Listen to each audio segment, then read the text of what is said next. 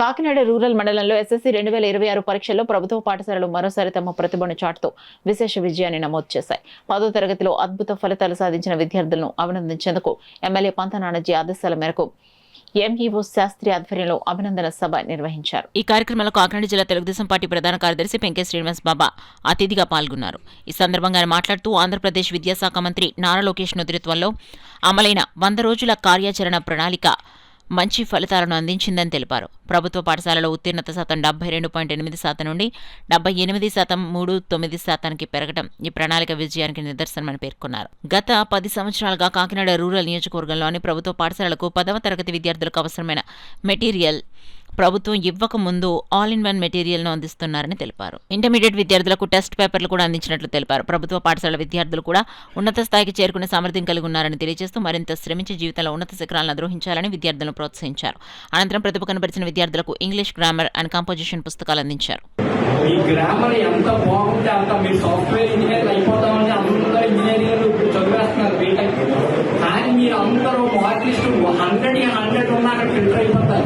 First HR దగ్గర filter అయిపోతున్నారు మన పిల్లలందరూ గవర్నమెంట్ స్కూల్లో. ఎందుకంటే ఇంగ్లీష్ కమ్యూనికేషన్ స్కిల్స్.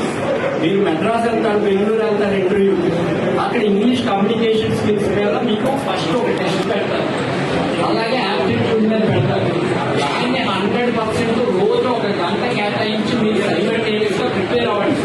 మీకు ఇచ్చేదంటే నేను ఇంత మీదుగా చెప్పింది ఒక 10 మార్కులు తక్కువ వచ్చినా పర్లేదు, కానీ మీకు నాలెడ్జ్ బాగుండాలి.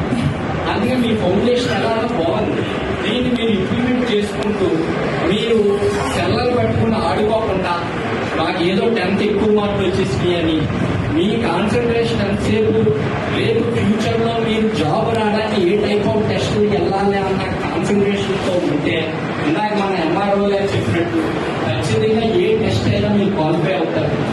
నా వంతు సాయంగా ఈ రోజు మీకు గిఫ్ట్గా ఇంగ్లీష్ గ్రామర్ బుక్స్ మీ అందరికీ ప్రజెంట్ పక్కన పెట్టుకుని నేను చెప్పిన గుర్తు పెట్టుకొని మీరు అందరూ నేర్చుకుంటారని మరొకసారి నారా లోకేష్ గారికి ధన్యవాదాలు తెలియజేస్తూ ఈ అవకాశం ఇచ్చిన అందరికీ